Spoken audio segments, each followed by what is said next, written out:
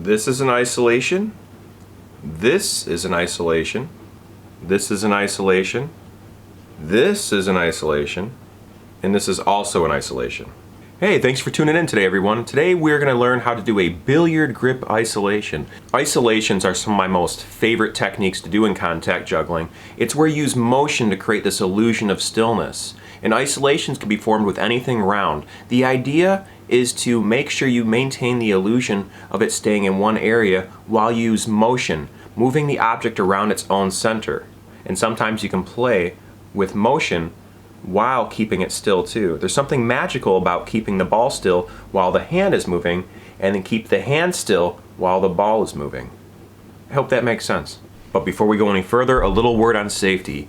Whenever you're practicing anything new, whether it's anything you learn here on this channel or anything anywhere else out there in the world, make sure you are aware of your surroundings and you take safety as a high priority. A little bit of foresight and a little bit of common sense can go a long way in preventing accidents. So please, do any and all of these tutorials at your own risk and make sure you take responsibility for your own actions. Alright, now that safety's out of the way, let's get started, shall we? A billiard grip isolation looks exactly like this. So you have crossed arms and you're holding it on the back of a two-fingered cradle with another two-fingered cradle sandwiched on top of it, just like this. And if you twist this side, you can hold the ball just like so. In this particular case, my left hand is in front and my right hand is in the back. What you want to do from this position is to move your right palm facing forward and your left palm facing your chest, like this.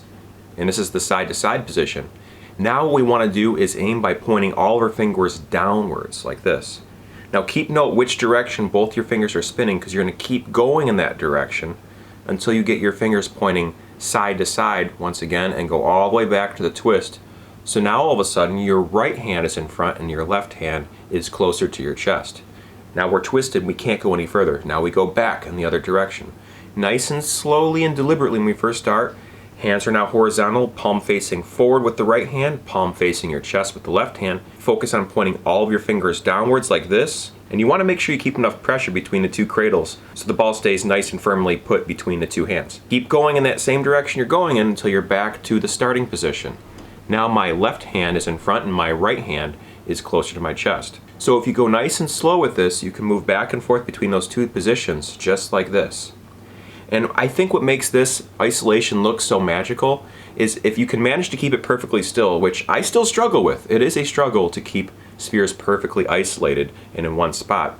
But if you can keep it isolated in one spot, what makes it look so beautiful is that your whole arms and all of your body are working around it, and it's still managing to stay relatively still. I always thought that it'd be very, very beautiful to see a well-trained belly dancer use the billiard grip isolation in their dance repertoire. I still haven't seen anything quite like it yet, and I would love to see it so badly. If I was a beautiful woman and a belly dancer, I would totally use this isolation in my dance routines. And that's as simple as it gets with the billiard grip isolation. The trick is to really take your time and go slow through the motions. Maybe even give this video another watch if you have a ball at home and try it yourself. I'm using a 4-inch acrylic sphere for this. You might find that it's easier to work with a smaller ball to start. You ideally want to work with something that has some level of friction on your hands, and you have to kind of work your way through the friction. You don't really want to practice this with a tennis ball or a rubber ball, something that sticks too much though, because then you'll have trouble even moving your hand around the ball. But that's the idea. Move nice and slow, palms down, twist around, go right back to start, back to back palm. Here's the side to side. My right hand's closer to me, my left hand's in front. You could start either way. We're going to start moving with our elbows out to the side, with our fingers horizontal with the horizon, left palm facing forward, right palm facing the chest. Keep going till all of the fingers point downwards like this. Make sure you keep a nice V shape in order to hold that ball in place, and keep on going until your hands are horizontal with the horizon once again, going all the way around until you reach that point where both of your wrists are locked once again, this time with the right hand in front and the left hand in back. And just play with it. The idea is to have fun with all of these circus and flow arts that I teach here on my channel. Make sure you take your time to really just explore the whole motion all the way through. And remember, a mirror is your best friend, unless it's too close, because you don't want to break the mirror. These things can break mirrors, they can break laptops, iPhones, iPads, tablets, your best friend's skull. My best friend is Lucy the cat right here, and the last thing I want to do is hurt her ever.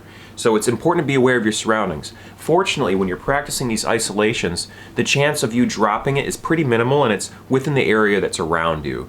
Now it's different if you're practicing something like the butterfly, which I'm a trained professional, so I will do this around my camera and around my cat, but it's because I've been practicing this for 22 years. So you should take your time to learn how to do the butterfly by clicking on my Circus and Flow Arts tutorials link or my contact juggling tutorials link in my playlist section. And it'll teach you how to teach yourself how to learn how to do the butterfly.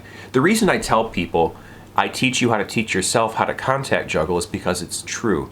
You're not gonna learn how to contact juggle by just watching a YouTube video. You have to pick up a crystal ball or an acrylic ball or a silicone ball or some sort of sphere. Lacrosse balls work great. Billiard balls work great too. The point is you have to pick up a ball and you actually have to practice. So I can teach you how to teach yourself. The rest is entirely up to you.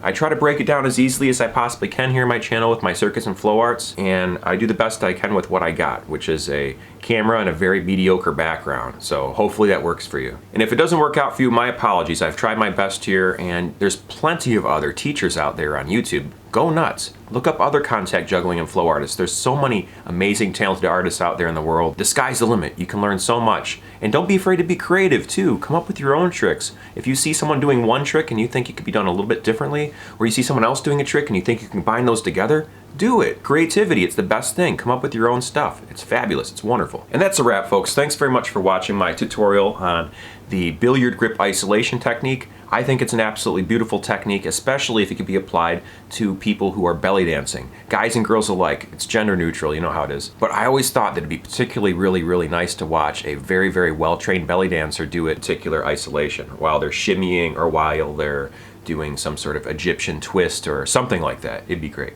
And that's what I got for you here today, folks. Thanks again for watching. I appreciate it very much. Be sure you check out my playlist section. I'm a daily poster here on YouTube. I post about many different things, and I organize my playlist section in a way that makes it easier for people to find content that may or may not pique their interest. So please check out that after this video's done, and I'll leave you with this before I cut you out.